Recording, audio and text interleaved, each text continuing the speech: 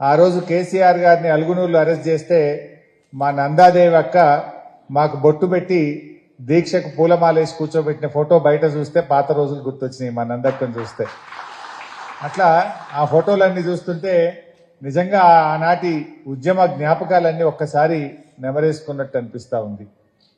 ఈరోజు చాలా ముఖ్యమైనటువంటి దినం. దానికంటే ముందు మా ఇల్లెందుల సీను తమ్ముడు మాట్లాడుతూ ఒక మాట అన్నాడు, దొంగలు వచ్చిండ్రు పందికొక్కులొక్క తిన్నరు బయట పడ్డరు అన్నాడు. సరే జరిగింది, తెచ్చుకున్న తెలంగాణ ఇది పదిలంగా ఉండాలి. వాడోడో బెర్లిన్ గోడలను బద్దలు కొట్టినట్టు జర్మనీని ఏకం చేసినట్టు మళ్ళా తెలంగాణను ఆంధ్రను కలుపుతామని కొన్ని కుట్రలు చేస్తుంటే కేసీఆర్ గారు ఈ తెలంగాణను కాపాడాలని ఆ రోజు కొన్ని నిర్ణయాలు తీసుకున్నాం. కానీ అర్థమైంది, పాలేందో నీళ్ళేందో అర్థమైంది. తమ్ముడు సీనుకు ఉద్యమకారులకు ఈ రాష్ట్ర సాధనలో చెమట చుక్కలోడ్చిన ప్రతి ఒక్కరికి కూడా నేను చెప్పే మాట ఒక్కటే, ఇక ఆ దొంగల్ని మళ్ళా రానిచ్చేది లేదు. ఉద్యమకారులను చెమట చుక్క వచ్చిన ప్రతి ఒక్కరిని కూడా పార్టీ తప్పకుండా కాపాడుకుంటుందని చెప్పి నేను ఈ సందర్భంగా ముందు తెలియజేస్తా ఉన్నా. ఇకపోతే నువ్వు కొంచెం మాట్లాడుతుంటే బయటకు పోమ్మా, నువ్వు బయటకు పోయి మాట్లాడుతూ. అయితే ఈరోజు ఒక్క విషయాన్ని మనందరం కూడా గుర్తుపెట్టుకోవాలి. నవంబర్ 29 దీక్షా దివస్. ఈ దీక్షా దివస్ కు చాలా ప్రాధాన్యత ఉన్నది. అసలు దీనికంటే ముందు ఒక 2 నిమిషాలు అసలు మనం మాట్లాడుకోవాల్సిన అవసరం ఉంది. తెలంగాణ ఉద్యమం అనేది కొత్తది కాదు. రాష్ట్ర ఏర్పాటు నుంచే మేము కలవము అని మన పోరాటం స్టార్ట్ అయింది. 1956లో తెలంగాణను ఆంధ్రలో కలపడం మాకు అన్యాయం జరుగుతుందని ఆనాడే మన పెద్దలందరూ కూడా పోరాటం చేసింది. అంటే పెళ్లి పీటల మీదనే విడాకుల పాట పాడరు ఎవరు, కానీ తెలంగాణను ఆంధ్రాన్ని కలిపేటప్పుడే ఇది శృతిలేని సంసారం అవుతుంది, మా తెలంగాణకు అన్యాయం అవుతుంది, ఈ ఆంధ్రులతో మేము బతకలేము అని చెప్పి 56లోనే ఆనాటి పెద్దలు వ్యతిరేకించింది. సరే బలవంతంగా కలిపింది. 6 సూత్రాలు అన్నారు, మీ బడ్జెట్ మీకే అన్నారు, మీ ఉద్యోగాలు మీకే అన్నారు, ఎన్నో చట్టబద్ధతలు కల్పిస్తామన్నారు. అన్నీ ఉత్తయ్య అయినాయి. ఆనాటి మన పెద్దలు భయపడ్డ భయాలన్నీ కూడా నిజమైనాయి. ఆ తర్వాత 69లో పెద్ద ఉద్యమం రావడం, 369 మంది చనిపోవడం, అదంతా కూడా మీకు చరిత్ర తెలిసిందే. ఇంకా ఆ తర్వాత ఏమైందంటే ఈ ఏడొస్తే తెలంగాణ, గంత పెద్ద ఉద్యమంలో తెలంగాణ రాలేదు, అన్ని బలిదానాలు జరుగుతున్నాయి తెలంగాణ రాలేదు, 11 ఎంపీలు గెలుస్తున్నాయి తెలంగాణ రాలేదు, ఇంకేమొస్తుందని నీరు గారిపోయిన పరిస్థితి. ఆ సమయంలో దేశంలో కొత్తగా 3 రాష్ట్రాలు ఏర్పడ్డాయి, జార్ఖండ్, ఛత్తీస్గఢ్, ఉత్తరాఖండ్. ఈ 3 కొత్త రాష్ట్రాలు ఏర్పడ్డప్పుడు మళ్ళీ ఆశలు చిగురించినాయి. ఎవరో ఒక నాయకుడు కావాలి అని అందరూ ఎదురు చూస్తున్నారు. ఆచార్య జయశంకర్ గారు పెళ్లి చేసుకోలేదు, ఆయన జీవితమంతా తెలంగాణ కోసం అంకితం చేసింది. ఆయన జీవితమంతా తెలంగాణకు జరుగుతున్న అన్యాయాలను రాస్తూ ఎప్పటికైనా కేసీఆర్ లాంటి ఒక నాయకుడు రాకపోతాడా అని చెప్పి ఆయన పోరాటం కొనసాగిస్తూనే ఉన్నాడు. ఆ సమయంలో కరెంటు బిల్లులు పెంచడం, తెలంగాణ రైతుల నడ్డీ విరిచే ఆనాటి ముఖ్యమంత్రి నిర్ణయాన్ని వ్యతిరేకిస్తూ జై తెలంగాణ అని కేసీఆర్ గారు బయలుదేరింది. ఇదే సరి అయిన సమయం. దేశంలో సంకీర్ణ యుగాలు నడుస్తున్నాయి. రాజకీయ ప్రక్రియ ద్వారా తెలంగాణ సాధిస్తాము అని చెప్పి 2001 ఏప్రిల్ 27లో జలదృశ్యంలో హైదరాబాద్ లో కేసీఆర్ గారు పార్టీని ప్రారంభించారు. మన సిద్దిపేటలోనే మా మల్లన్న ఉన్నాడు. ఇక్కడ కోనాయిపల్లి గ్రామంలో వెంకటేశ్వర స్వామికి దండం పెట్టుకొని, తాను నమ్మిన దేవుడికి దండం పెట్టుకొని సిద్దిపేట నుంచి బయలుదేరిండు కేసీఆర్. ఇక్కడి నుంచి బయలుదేరి పార్టీ ప్రారంభించి అద్భుతంగా ముందుకు తీసుకొని పోయింది. మరి ఆ రోజు ప్రారంభమైన ఉద్యమం మరి 2004 దాకా చాలా పోరాటాలు జరిగినాయి. పార్టీ పెట్టిన తొలినాళ్లలోనే కరీంనగర్, నిజామాబాద్ జిల్లా పరిషత్తులు గెలిపించుకున్నాం. పార్టీని బలోపేతం చేసింది, రాజకీయ పార్టీగా మలిచింది. 2004లో కాంగ్రెస్ పార్టీ మనతో పొత్తు పెట్టుకుంటామన్న నాడు కాంగ్రెస్ తో తెలంగాణ ఇస్తామని ఒప్పిస్తే కాంగ్రెస్ ఒప్పుకొని జై తెలంగాణ అంటే ఆ రోజు మనం పొత్తు పెట్టుకున్నాం. దాదాపు 26 మంది ఎమ్మెల్యేలు గెలిచాం. కేసీఆర్ గారు ఢిల్లీకి పోయింది, మనం 5 ఎంపీలు గెలిచాం. మీరు ఢిల్లీలో కేంద్ర ప్రభుత్వంలో చేరండి అని కేసీఆర్ అడిగితే నేను మంత్రి పదవుల కోసం ఢిల్లీ రాలేదు, నాకు వద్దు మంత్రి పదవి, నాకు తెలంగాణ కావాలి అన్నాడు. అంటే లేలే మీరు చేరాలని సోనియా గాంధీ గారు పట్టుబట్టి ఆ రోజు కేసీఆర్ గారు కామన్ మినిమం ప్రోగ్రామ్, అప్పుడు దేశంలో ఏర్పడ్డ యూపీఏ ప్రభుత్వం 5 ఏళ్లలో ఏమేం పనులు చేయాలనో కామన్ మినిమం ప్రోగ్రామ్ అని ఒక ప్రోగ్రాం రాసింది. అందులో తెలంగాణ పెట్టండి, తెలంగాణ ఇష్టమని అందులో రాయండి, రాష్ట్రపతి నోట ఉభయ పార్లమెంటు సభల్లో తెలంగాణ ఇష్టమని చెప్తే నేను మంత్రి పదవిలో చేరతా అని చెప్పి ఆ రోజు షరతు పెట్టింది కేసీఆర్. దాన్ని ఒప్పుకున్నారు, కామన్ మినిమం ప్రోగ్రామ్ లో రాసిండ్రు. ఆనాటి రాష్ట్రపతి ఉభయ పార్లమెంటు సభలను ఉద్దేశించి పార్లమెంట్ లో తెలంగాణ రాష్ట్ర ఏర్పాటు ప్రక్రియను సంప్రదింపుల ద్వారా ఏర్పాటు చేస్తాము అని చెప్పి ఆనాడు రాష్ట్రపతి గారు చెప్పడం జరిగింది. అంటే అట్లా కేసీఆర్ గారు అంత నిజాయితీగా నిబద్ధతగా పనిచేశారు. కేబినెట్ లో చేరినప్పుడు ప్రణబ్ ముఖర్జీ ఆనాటి యూపీఏ ప్రభుత్వంలో అత్యంత కీలకమైన వ్యక్తి. ఆయన ఆర్థిక మంత్రిగా పనిచేశారు, తర్వాత భారత రాష్ట్రపతిగా కూడా పనిచేసినారు. సోనియా గాంధీ గారి తరఫున వచ్చి కేసీఆర్ గారు మీకు ఏం పోర్ట్ఫోలియో కావాలి ఢిల్లీలో అని ప్రణబ్ ముఖర్జీ గారు సోనియా గాంధీ గారు కేసీఆర్ని అడుగుతారు. నేను మంత్రి పదవి కోసం రాలేదు, నేను శాఖల కోసం రాలేదు, నేను తెలంగాణ కోసం ఢిల్లీకి వచ్చాను అని చెప్పాడు కేసీఆర్. అయినా కేసీఆర్కు వాళ్ళు ఏదో బొగ్గుగని శాఖ అని ఇచ్చింది. అప్పుడు తమిళనాడులో ఉన్న డిఎంకే పార్టీ మాకు బొగ్గుగని శాఖ మాకే కావాలి, లేదా మేము వెళ్ళిపోతాం గవర్నమెంట్కి, ఈ గవర్నమెంట్ కూలగొట్టమన్నారు. కేసీఆర్ గారి సోనియా గాంధీ దగ్గర పోయి నాకు ఈ బొగ్గు శాఖ వద్దు, ఏ శాఖ వద్దు, నేను వచ్చింది తెలంగాణ కోసం, ఆ డిఎంకోళ్ళు అడుగుతున్నట్టు వాళ్ళకి ఇచ్చేసేయండి, నాకు ఈ శాఖ అవసరం లేదు వాళ్ళకి ఇచ్చేయండి అని శాఖ లేని మంత్రిగా 6 నెలలు ఢిల్లీలో మంత్రిగా పనిచేశాడు.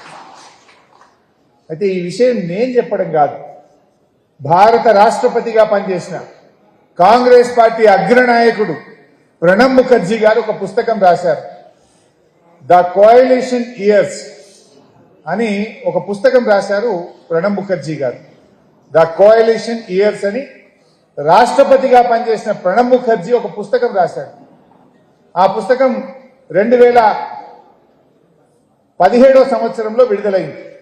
ఆ పుస్తకంలో ఆయన ఏం రాస్తాడంటే కేసీఆర్ గురించి, నేను కేసీఆర్ గారిని ఏ శాఖ కావాలి అని అడిగితే నాకు తెలంగాణ శాఖ కావాలి, నేను శాఖ కోసం రాలేదు, మంత్రి పదవి కోసం రాలేదు అని చెప్పిన ఒక నాయకుడు కేసీఆర్ అని చెప్పి ఆ పుస్తకంలో రాశాడు. రాస్తూ కేసీఆర్ లో నేను ఆ నిబద్ధత చూశాను. ఈనాటి రాజకీయ నాయకుల్లో నాకు ఈ శాఖ కావాలి, నాకు పెద్ద మంత్రి పదవి కావాలనే రోజుల్లో నాకు శాఖే వద్దు అన్న ఒక నిబద్ధతను కేసీఆర్ లో చూశాను అని తన పుస్తకంలో రాశాడు ప్రణబ్ ముఖర్జీ గారు. అంతేకాదు, నా లక్ష్యం తెలంగాణ, నాకు తెలంగాణ కావాలి, మీరు ఏ శాఖ ఇచ్చినా నాకు పర్వాలేదు, కానీ నాకు తెలంగాణ ముఖ్యమనేటువంటి మాట కేసీఆర్ చెప్పిండు.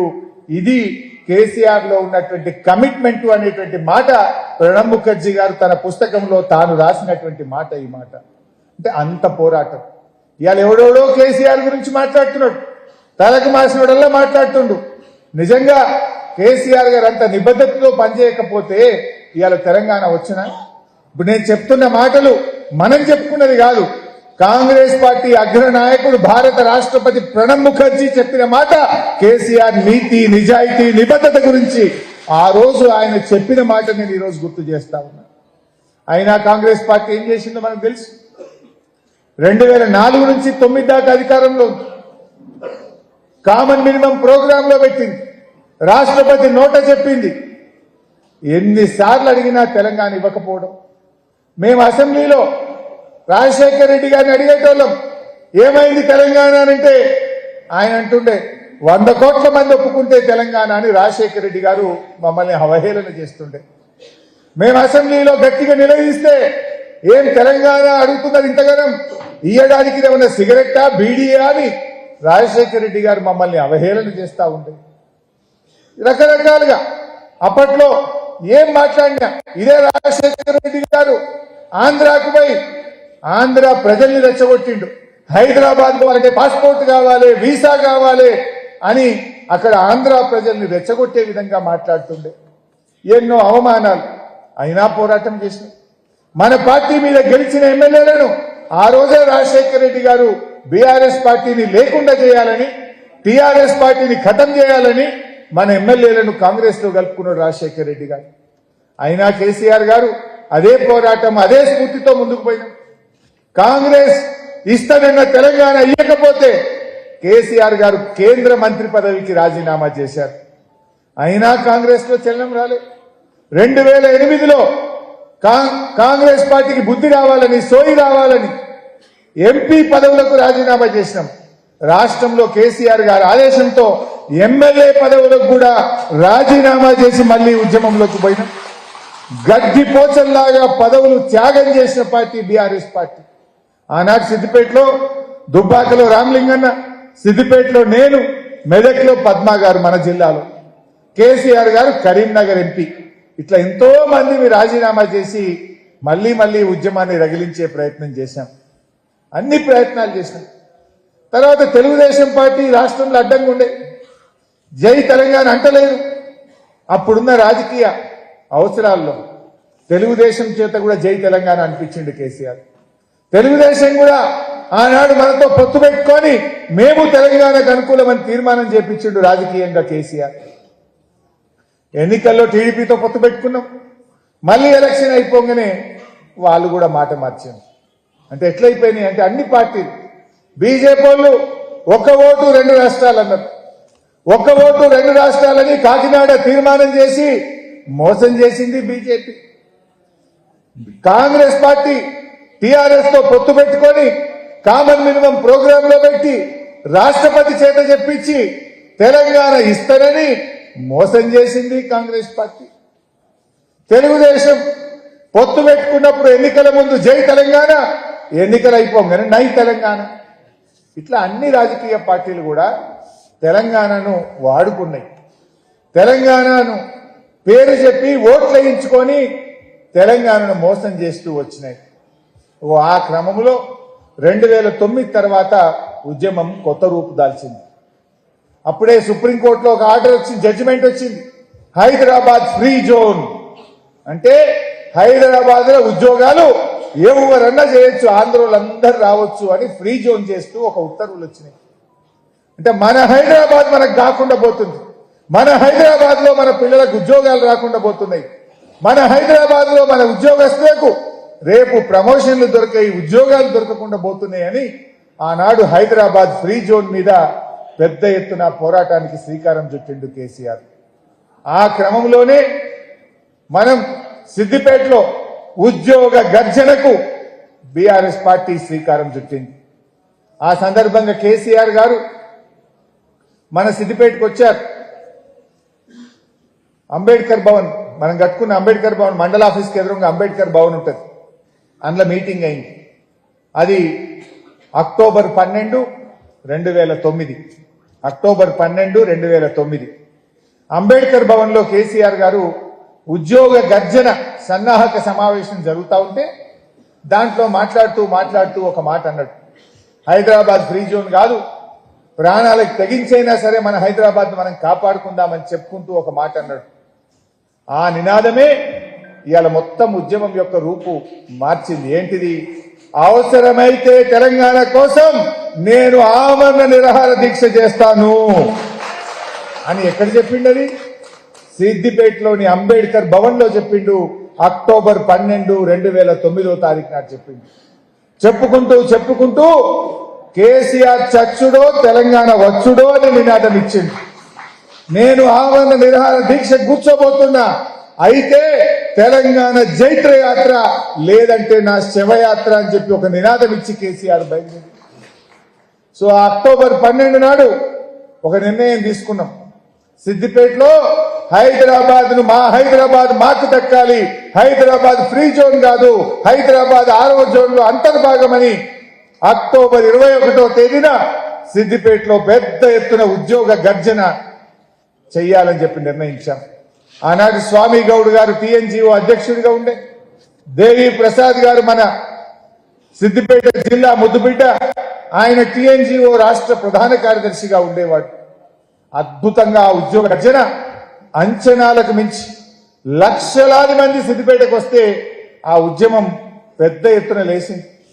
హైదరాబాద్ ఫ్రీ జోన్ కాదు, ఇది తెలంగాణ ప్రజలది, ఇది మాది అని చెప్పి ఆ అక్టోబర్ 21న అద్భుతమైన ఉద్యోగ గర్జన సిద్దిపేటలో జరిగింది.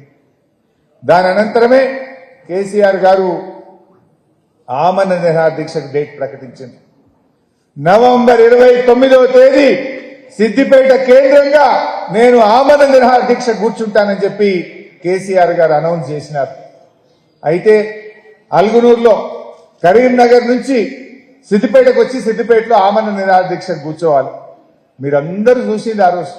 ఆ ఆమరణ నిరాహార దీక్ష శిబిరం ఏర్పాట్లు చేస్తుంటే ఒక 2000 పోలీసులు ఉంటారు సిద్దిపేటలో. మార్కెట్ కమిటీ నిండా పోలీసు వాళ్ళే, ఫంక్షన్ హాల్లో నిండా పోలీసు వాళ్ళే. ఓ లడ్డా అని ఒక ఐపీఎస్ ఆఫీసర్ని తెచ్చిండ్రు. ఇక ఐజీలు, డిఐజీలు, ఎస్పీలు ఎటు చూడు పోలీసు వాళ్ళే ఉంటుండే సిద్దిపేటలో. మొత్తం సిద్దిపేట గ్రామాలలో టైర్లు ముళ్ళకంచెలేసి ప్రజలు గ్రామాల్లో నుంచి బయటకు రాకుండా ఏ ఊరికి ఆ ఊరికి ముళ్ళకంచెలేసిండ్రు, టైర్లు అడ్డం పెట్టిండ్రు, ప్రజల్ని బయటకు రాకుండా చేసిండ్రు. రామలింగన్ ఉండేప్పుడు అసలు ఎముకలు కొరికే చలి, ఆ చలిలో కూడా కొన్ని వేల మంది ఆ దీక్షా శిబిరాన్ని కంటికి రెప్పలాగా కాపాడుకున్నాం. ఎన్ని కేసులు పెట్టిండ్రు ఆ రోజు. మాట్లాడితే కేసే, చెట్టు కొమ్మగొడితే కేసే, బోరేస్తే కేసే, అన్నం పెట్టే కేసే, టెంట్ వేస్తే కేసే, రోజు బైండ్ ఓవర్లు, కేసులు, అరెస్టే. అయినా భయపడకుండా ఆ నవంబర్ 29 దీక్షా శిబిరాన్ని అద్భుతంగా ప్రారంభించుకున్నాం. అయితే ఆ కేసీఆర్ గారు బయలుదేరి మన దగ్గరికి వస్తా ఉంటే సార్ను అల్గునూరు చౌరస్తాలో అరెస్ట్ చేశారు. ఆనాడు రోషయ్య గారు ముఖ్యమంత్రిగా ఉండే ఆయన అనుకున్నాడు కేసీఆర్ కు ఖమ్మం పట్టకపోతే ఆడ తెలంగాణ ఉద్యోగం తక్కువ ఉన్నది, అది ఆంధ్ర బార్డరు, ఆడి పట్టకపోతే లొలిస్ అప్పుడు బంద్ అయింది అనుకున్నాడు. కరీంనగర్ లో అరెస్ట్ చేసి ఖమ్మం జైలు వేసిండు, తీసుకుపోయి కేసీఆర్ ఖమ్మం జైలు వేసిండు. అయితే మాకు అంత ఆగమాగం, సార్ వస్తుంది ఇక గంటలని మేము అనుకుంటున్నాం. దన్మని అరెస్ట్ చేసిందని తెలవంగానే మనమందరం వేల మంది ఉన్నాం. ఎట్లా కేసీఆర్ గారు జైల్లో పెట్టిన దీక్ష కొనసాగిస్తాడు, మేమిక్కడ సార్కు సంఘీభావంగా మేము కూడా ఇక్కడ దీక్ష ప్రారంభిస్తామని మనందరం కూడా కూర్చున్నాం. ఏమైందో మీకు తెలుసు. గొర్రెల మందల మీద తోడేళ్లు పడ్డట్టు ఆనాడు మనం వేల మంది మేము ఆ దీక్షా శిబిరం దగ్గర ఉంటే దాదాపు 2000 మంది పోలీసు వాళ్ళు వచ్చి మన మీద పడ్డారు. అసలు ఇక కొట్టుడు కాదు, కొట్టి కొట్టి మనందరినీ కూడా అరెస్ట్ చేసి మనిషికో దిక్కు తీసుకుపోయిండ్రు. ఆ రోజు నేను, నాతో పాటు కనకయ్య, నాగిరెడ్డి అన్న చాలా మందిని తీసుకుపోయి మెదక్ జైల్లో పడేసిండు. మమ్మల్ని రకరకాల ఒక్కొక్కరిని ఒక జైళ్ళల్లో పడేసిండు. కేసీఆర్ సార్ను ఖమ్మం జైలు వేసిండు. అయినా పోరాటం ఆగలే. ఆ రోజు కేసీఆర్ గారితో పాటు కెప్టెన్ లక్ష్మీకాంతారావు గారు, రాజయ్య యాదవ్ గారు, ఇంకా చాలా మంది సార్తో పాటు ఆ రోజు జైల్లో ఉన్నారు. మరి అయినా కూడా పెద్దలు కీర్తిశేషులు నాయన్ నరసింహారెడ్డి గారు చనిపోయింది. సార్ కూడా నాయన్ నరసింహారెడ్డి గారు కూడా సార్ ఎంబడి ఆ రోజు జైల్లో పడ్డాడు, ఖమ్మం జైల్లో. నాయన్ నరసింహారెడ్డి గారు, కెప్టెన్ లక్ష్మీకాంతారావు గారు, రాజయ్య యాదవ్ గారు ఖమ్మంలో సార్ వెంట జైల్లో అరెస్ట్ అయి ఉన్నారు ఆ రోజు. అయినా సార్ జైల్లో దీక్ష కొనసాగించింది. దీక్ష ఢిల్లీలో, ఖమ్మం జైల్లో సార్ కొనసాగించింది. ఉద్యమం తీవ్రమైంది. శ్రీకాంతాచారి తమ్ముడు ఎల్బీ నగర్ చౌరస్తాలో పెట్రోల్ పోసుకొని పాపం ఆ రోజు సాయంత్రం ఆయన కూడా ఆత్మహత్య ప్రయత్నం చేసింది. ఉద్యమం, ఖమ్మంలో ఉద్యమం ఉండదని ఆనాటి ఆంధ్ర ప్రభుత్వం అనుకుంటే ఖమ్మంలో అడ్వకేట్లు, ఉద్యోగులు, ఉపాధ్యాయులు, విద్యార్థులు పెద్ద ఎత్తున ఖమ్మంలో ఉద్యమాన్ని శ్రీకారం చుట్టింది. మేము కూడా అందరం మరి బయలుదేరినాం. ఖమ్మం పోతుంటే మమ్మల్ని కూడా అరెస్ట్ చేసి ఖమ్మం రూరల్ పోలీస్ స్టేషన్ లో పడేసింది. సార్ దగ్గరకు పోనిచ్చే ప్రయత్నం చేయలేదు. చాలా ఉధృతమైంది. తర్వాత డిసెంబర్ 3వ తారీఖు నాడు కేసీఆర్ గారి ఆరోగ్యం క్షీణిస్తుంది, ఏమన్నా జరిగితే బదనామైతం అనుకున్నారో ఏమనుకున్నారో ఖమ్మం నుంచి నిమ్స్ ఆసుపత్రికి డిసెంబర్ 3వ తారీఖు నాడు కేసీఆర్ గారిని తెచ్చింది. అయితే ఇది ఎందుకు జరిగింది అంటే కేసీఆర్ గారు రాజకీయ ప్రక్రియను ప్రయత్నం చేసింది. రాజకీయ ప్రక్రియలో తెలంగాణ దేవాలంటే పొత్తు పెట్టుకున్న కాంగ్రెస్ పార్టీ ఇస్తానని చెప్పి మోసం చేసింది. ఒక్క ఓటు 2 రాష్ట్రాలని ఢిల్లీలో అధికారంలోకి వచ్చిన బీజేపీ మోసం చేసింది. పొత్తు పెట్టుకున్న తెలుగుదేశం ఎన్నికల ముందు జై తెలంగాణ అని, ఎన్నికల తర్వాత నై తెలంగాణ అని తెలుగుదేశము మోసం చేసింది. రాజకీయ పార్టీలు మోసం చేస్తుంటే అప్పుడు కేసీఆర్ ఆలోచన చేసి గాంధీజీ గారు అనుసరించిన సత్యాగ్రహ పద్ధతిలోనే నేను కూడా నిరాహార దీక్ష పడతానని చెప్పి గాంధీ గారి మార్గంలో మరొక ఉద్యమానికి శ్రీకారం చుట్టిండు కేసీఆర్. ఆ నిరాహార దీక్ష బలమేందో, ఆ నిరాహార దీక్ష అస్త్రంలో ఎంత బలం ఉంటుందో కేసీఆర్ చూపించిండు. కేసీఆర్ ఆమరణ నిరాహార దీక్ష సబ్బండ వర్గాలను ఒకటి చేసింది. అన్ని వర్గాల ప్రజలు, ఉద్యోగులు, ఉపాధ్యాయులు, విద్యార్థులు, యూనివర్సిటీలు, కాలేజీలు, మహిళలు, లాస్ట్ కు పాత కాయిదాలు ఏర్పుంటోళ్ళు, పాత సీసాలు అమ్మేటోళ్ళు, అన్ని సంఘాలు కూడా రోడ్డు మీదకి వచ్చి మా తెలంగాణ మాకు కావాలని నిర్ణయించింది. పార్టీలకు అతీతంగా అందరూ రోడ్ల మీదకి వచ్చింది. డిసెంబర్ 3న హైదరాబాద్ నిమ్స్ ఆసుపత్రికి కేసీఆర్ గారు తెస్తే ఆయన రోజు రోజుకు ఆరోగ్యం క్షీణిస్తా ఉంది. 7 రోజులైంది, 8 రోజులైంది, 9 రోజులైంది. మనిషికి ఏమైతుందో ఆందోళన పట్టుకున్నది. అందరిలో ఉత్కంఠ నెలకొన్నది. టీవీలో చూస్తున్నటువంటి మహిళలు, ఉద్యమకారులు కేసీఆర్ చూసి చాలా మంది కళ్ళల్లో నీళ్లు పెట్టుకున్నారు. అయ్యో, ఈ మనిషికి ఏమన్నా అవుతుందా బక్కపలుచున్నాడు. మేమందరం కూడా నిమ్స్ లో కేసీఆర్ గారి దగ్గర పోయి 9 రోజులైంది సార్, 10 రోజులైంది సార్, ఏమన్నా అయితే ఎట్లా బతుకుని కొట్టాడాం సార్, మీ ప్రాణం ముఖ్యం అని మేము ఎంత బతిన్లాడినా నో, నేను ఒకటే మాట చెప్పిన, అయితే తెలంగాణ జైత్ర యాత్ర, లేదంటే నా శవయాత్ర, నేను విడిచేదే లేదు నిరాహార దీక్ష అని ఆయన పట్టుబట్టి కూర్చున్నాడు. ఒక్కొక్క గంట, ఒక్కొక్క క్షణం ఎంతో టెన్షన్ లో గడిపిన ఆ రోజుల్లో ఆయన పట్టుదల, ఆయన ఉపవాస దీక్ష ఢిల్లీని కదిలిచ్చింది. ఢిల్లీ నుంచి అప్పటి కేంద్ర హోంమంత్రి చిదంబరం గారు మన జయశంకర్ సార్ కు ఫోన్ లో లైన్ లోకి వచ్చింది. భయపడిపోయింది. కేసీఆర్కి ఏమన్నా అయితే అసలు హైదరాబాద్ మొత్తం ఆగమైపోతుంది అనేటువంటి భయం పట్టుకున్నది. ఢిల్లీకి ఇంటెలిజెన్స్ రిపోర్ట్లు పోయినాయి. తెలంగాణ మొత్తం అగ్నిగుండం అయ్యేటట్టుంది, తెలంగాణ సమాజం ఒక్కటైపోయింది, తెలంగాణ ఇయ్యకపోతే ఇక కష్టము అనేటువంటి పరిస్థితి ఏర్పడ్డది. 10 రోజులు దాటి 11వ రోజు వైపు వెళ్తున్న దీక్ష. ఆ 10 రోజుల దీక్షలో అప్పుడు కేంద్ర హోంమంత్రి గారు జయశంకర్ సార్తో ఫోన్లో మాట్లాడారు. మేమందరం నిమ్స్ హాస్పిటల్లో ఉన్నాం. అప్పుడు మాట్లాడి, మేము తెలంగాణ ఏర్పాటు ప్రక్రియ ప్రారంభిస్తాం, కేసీఆర్ గారికి చెప్పండి దీక్ష విరమించమనండి అని చెప్పి జయశంకర్ సార్తో మాట్లాడతారు.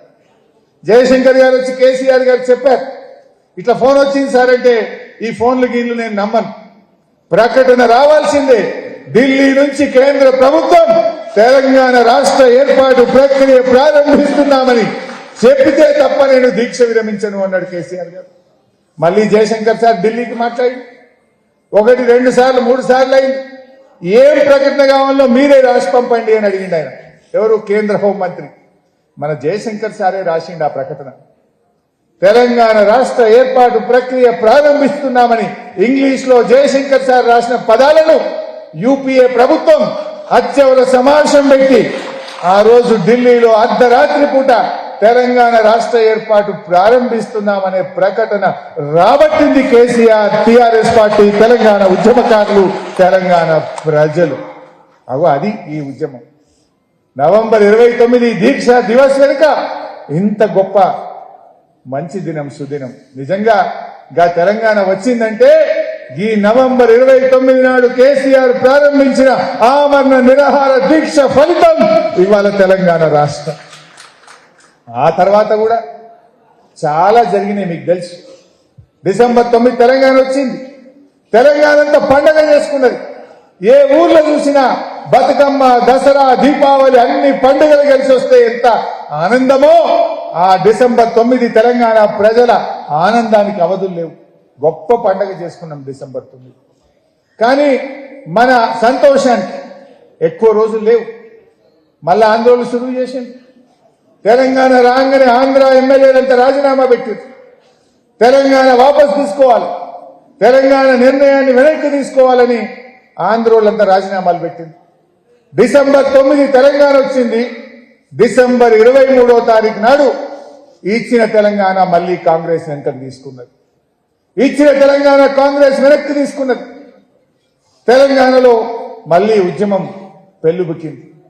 అన్ని చోట్ల నిరాహార దీక్ష శిబిరాలు స్టార్ట్ అయినాయి, ఉద్యమాలు స్టార్ట్ అయినాయి, వంట వార్పు స్టార్ట్ అయింది, రాస్తా రోకోలు స్టార్ట్ అయింది. తెలంగాణ ప్రజలు ఒక మాట అన్నారు, ఆంధ్ర ఎమ్మెల్యేలు రాజీనామా పెట్టి నోటికాడ బుక్కను ఎత్తగొట్టిండ్రు, వచ్చిన తెలంగాణను ఎత్తగొట్టిండ్రు, తెలంగాణ ఎమ్మెల్యేలు కూడా అందరు రాజీనామా చేయాలని చెప్పి తెలంగాణ సమాజం కోరింది.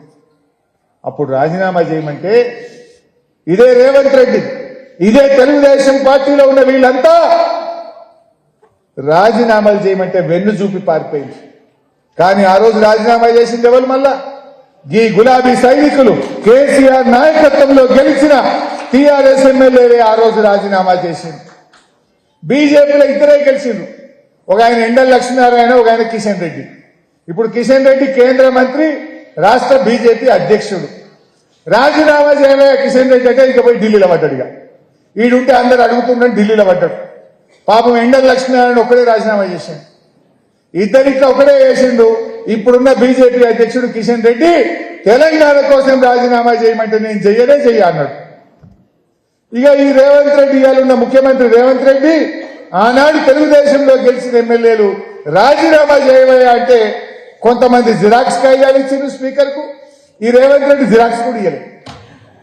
కొంతమంది ఏమో జిరాక్స్ ఇచ్చిండ్రు తెలుగుదేశం వాళ్ళు, ఈ రేవంత్ రెడ్డి జిరాక్స్ కాగితం కూడా ఇయ్యలేదు. ఏమో ఆయన జిరాక్స్ మీద ఆమోదం చేస్తారనుకున్నాడో ఏందో, ఈయన జిరాక్స్ కాగితం కూడా ఇయ్యలేదు. అంటే ఆనాడు కూడా నవంబర్ డిసెంబర్ 23న ఇచ్చిన తెలంగాణ వెనక్కిపోతే కూడా మళ్ళీ కేసీఆర్ రాజీనామా చేసిండు ఎంపీగా, మన టీఆర్ఎస్ ఎమ్మెల్యేలు రాజీనామా చేసిండు, మళ్ళీ తెలంగాణ సమాజం అంతా ఉద్యమం చేసింది. నాకు బాగా గుర్తు, మా మలేశం సార్ ఉన్నాడు, 23 నాడు తెలంగాణ ఎంతకు పోయింది, డిసెంబర్ 23 నాడు మన సిద్దిపేట పాత బస్టాండ్ కాడ డిసెంబర్ 24 నాడు దీక్షా శిబిరం స్టార్ట్ చేసినాం. 23 వాపసు పోగానే 24 తారీఖు నాడు దీక్షా శిబిరం తెల్లారే స్టార్ట్ చేసినాం. ఎన్ని రోజులు నడిపినాం? 1531 రోజులు నడిపినాం ఆ దీక్షా శిబిరాన్ని. డిసెంబర్ 23 వచ్చిన తెలంగాణ వెనకపోతే డిసెంబర్ 24 నాడు పాత బస్టాండ్ కాడ దీక్షా శిబిరం ప్రారంభిస్తే 1531 రోజులు జూన్ 2, 2014 నాడు గెజిట్ నోటిఫికేషన్ వచ్చి తెలంగాణ ప్రభుత్వం కొలువు తీరేదాకా దీక్షా శిబిరం నడిపినటువంటి గొప్పతనం. ఒక్కరోజు నిరాహార దీక్ష, 2 రోజులు, 3 రోజులు, 15 రోజులు, నెల రోజులు, 2 నెలలు, 3 నెలలు, ఏడాది చేస్తే దమ్ముకొత్తాం. ఏడాది కాదు, 2 ఏళ్ళు కాదు, 3 ఏళ్ళు కాదు, 4 ఏళ్ల దాకా చేసినాం దాదాపు. అంటే ఎంత గొప్ప ఉద్యమం. నాకు గుర్తులేవు కానీ పేర్లు. వంగ గాలిరెడ్డి సార్ ఉంటుండే, స్వాతంత్ర సమరయోధుడు. పాపం ముసలి ఇంకా ఉన్నాడు, పెద్ద మనిషి, రంగరాంపల్లి. కుంటుకుంటా వస్తుండే పొద్దుగాల డ్యూటీ లెక్కనే. వంగ గాలిరెడ్డి సార్ అంటే పాపం కీర్తిశేషులు రిటైర్డ్ టీచర్ ఉండే మారెడ్డి హనుమంత్ రెడ్డి సార్, మా బూర మల్లేశ్వరి సార్, మా కమలాకర్ రావు గారు అయితే స్పీచ్ కొట్టి మైకే అడిగిపోయింది. ఆయన ఒక సర్పంచ్ సాబ్ ఉండే కమలాకర్ రావు గారు. మా అహ్మద్ ఉంటుండే పాపం పొద్దుగాలు ఇవ్వగానే సాఫ్ చేసుడు, కుర్చీలు వేసుడు, టెంట్ వేసుడు, పూలదండలు తయారు పెట్టుడు, జ్యూస్ తయారు చేసుడు మా అహ్మద్ వంతుంటుండే. అహ్మద్, మన గంగాపూర్ మూర్తి అశోక్ రెడ్డి, ఇట్లా ఒక్కరు కాదు, మన మయూరి భాస్కర్ పాటలు పాడుతుండే పాపం, రోజు వాళ్ళ టీం పాటలు పాడుతుండే. మయూరి భాస్కర్, ఫసియుద్దీన్ సాబ్, గౌస్ మొహియుద్దీన్ సాబ్, మా అన్న గుండుసీనన్న, రిటైర్డ్ టీచర్ రామచంద్రం సార్ కరోనాలో చనిపోయింది పాపం. మా బాలరంగం అన్న, ఒక్కరు కాదు, ఇట్లా నాకు పేర్లు మర్చిపోతే అబ్బట్టుకోకరు కానీ కొన్ని వందల మంది. అసలు మహిళలు కూడా రోజు వచ్చి కూర్చుంటారు, రోజొక్క బ్యాచ్. అసలు సిద్దిపేటలో దీక్ష చెయ్యని మనిషే లేడుగా నాకు తెలుసు. పాలమాకలో శిబిరం, సిద్దిపేటలో శిబిరం, గజ్వేల్ మా ప్రతాపన్న కూడా చేసిండు దీక్ష. గజ్వేల్ తెలుగుదేశంలోనే కానీ చేసిండు, నిరాహార దీక్ష చేసిండు. అట్లా గజ్వేల్లో కూడా ఒక దీక్షా శిబిరం నడిచింది, చాలా చోట్ల నడిచినాయి. దుబ్బాక అయితే అసలు ఉద్యమాలకు పెట్టింది పేరు ఉద్యమాల కోట మా దుబ్బాక. మా కొత్త ప్రభాకర్ అన్న నాయకత్వంలో, రామలింగన్న నాయకత్వంలో ఎన్నో ఉద్యమాలు దుబ్బాకలో కూడా దీక్షా శిబిరాలు నడుస్తుండే. అట్లా 1531 రోజులు దీక్షా శిబిరం నడుపుకుంటే పిల్లల మాట నాది. ఎంత గొప్ప ఉద్యమం అసలు తెలంగాణ ఉద్యమం. రాస్తే రామాయణం అంతా అంటారు చూడు, అట్లా అంత గొప్ప చరిత్ర ఈ తెలంగాణ ఉద్యమాన్ని. ఇంత గొప్ప ఉద్యమం జరిగి ఇన్ని పోరాటాలు, ఇంతమంది విద్యార్థుల త్యాగాలతోని మళ్ళీ ఆ యూపీఏ ప్రభుత్వం దిగొచ్చి పార్లమెంట్ లో బిల్లు పెట్టి పాస్ చేసింది. తెలియదు ఆ పెప్పర్ స్ప్రేలు, గిప్పర్ స్ప్రేలు, ఆ లగడపాటి కథలు తక్కువ కొట్లాడు. మేము ఆ ఆర్టీఓ ఆఫీస్ లో ఫోటో చూపించిరాడ ఆర్టీఓ ఆఫీసులు అగడపాటికి పోతే నేను ఉరికి నెలకు ఇక కొట్లాడిన ఇక కొట్లాడినప్పుడు నా అంగంత చిరిగిపోయింది. ఆడ ఫోటో చూస్తే మళ్ళీ యాదికి వచ్చింది నాకు ఇవాళ. గంత కొట్లాడినాం ఆ రోజుల్లో. సో ఆ జ్ఞాపకాలు గుర్తొస్తే నిజంగా ఎంతో సంతోషం కలిగి జీవితంలో తెలంగాణ రాష్ట్ర సాధన కంటే ఆ రాష్ట్ర సాధనలో నేను సైతం ఒక కార్యకర్తను అనే తృప్తి కంటే ఇంత గొప్ప తృప్తి బహుశా ఇంకేముండదు. స్వాతంత్రోద్యమంలో ఆనాడు గాంధీజీ గారి నాయకత్వంలో పనిచేసిన ఆ స్వాతంత్ర పోరాట యోధులది ఎంత గొప్ప అనుభవమో, ఎంత గొప్ప తీపి జ్ఞాపకమో, తెలంగాణ ఉద్యమంలో కేసీఆర్ నాయకత్వంలో పనిచేసిన మనందరిది కూడా అంత గొప్ప అనుభూతి, అంత గొప్ప త్యాగం, అంత గొప్ప కృషి. ఎందుకంటే ఆ రోజు ఏ తెలంగాణ వస్తుందా, ఇంకెక్కడ వస్తుంది, ఇది అయ్యే పని, ఈ బక్కపల్సంతా అవుతుందా, ఏ టీఆర్ఎస్ పార్టీ అమాస పుట్టింది ఏదో పుణ్యానికి పోతుందని ఒకడు, మగల పుట్టింది పబ్బల పోతుందని ఒకడు, ఏకి టీఆర్ఎస్ తోనే ఏమవుతుందని ఒకడు.